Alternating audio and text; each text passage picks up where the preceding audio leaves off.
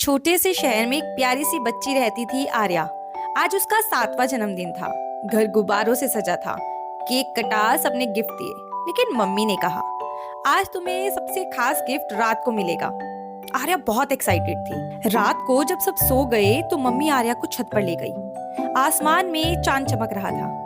Mummy ने कहा, आज से मेरी गुड़िया थोड़ी बड़ी हो गई है और बड़ी लड़कियों को कुछ खास बातें पता होनी चाहिए। मम्मी ने धीरे से उसका हाथ पकड़ा और बोली, ये तुम्हारा शरीर है, भगवान का दिया हुआ सबसे प्यारा गिफ्ट। इस पर सिर्फ तुम्हारा हक है। आर्या ने पूछा, मतलब?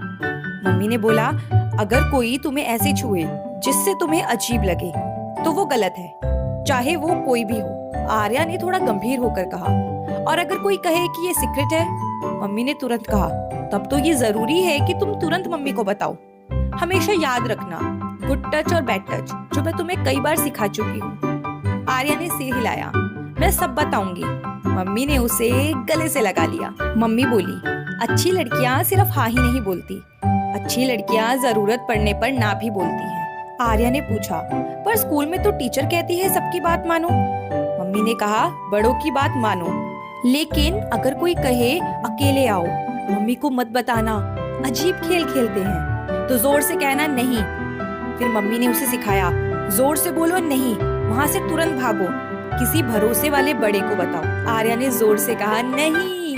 मम्मी ने कहा, बड़ी लड़कियां ऐसे बैठती हैं कि उन्हें आराम और सुरक्षा महसूस हो। उन्होंने उसे सिखाया, भीड़ में सावधान रहना, कपड़ों को ठीक से पहनना, पब्लिक जगहों पर अलर्ट रहना। लेकिन फिर वो तुरंत बोली, ये इसलिए नहीं है कि दुनिया खराब है, ये इसलिए है क्योंकि तुम बहुत कीमती हो। आर्या मुस्कुराई, मतलब मैं प्रिंसेस हूँ? मम्मी ने कहा, हाँ, तुम मेरी प्रिंसेस ही हो। फिर मम्मी ने उससे पूछा, बेटा तुम्हें पता है कि सबसे बड़ी सुपर पावर क्या है? आर्या ने बोला, फ्लाइंग। मम्मी ने कहा, नहीं, अपनी बात बोलना। अगर कोई तुम्हें डराए, डांटे या कहे, बताया तो बहुत बुरा होगा, तब याद रखना कि मम्मा पापा हमेशा तुम्हारे साथ हैं। मम्मी ने आसमान की तरफ इशारा किया, देखो चांद, वो रात में भी चमकता है। लड़कियां भी ऐसी ही होती हैं, शांत, सुंदर और बहुत मजबूत।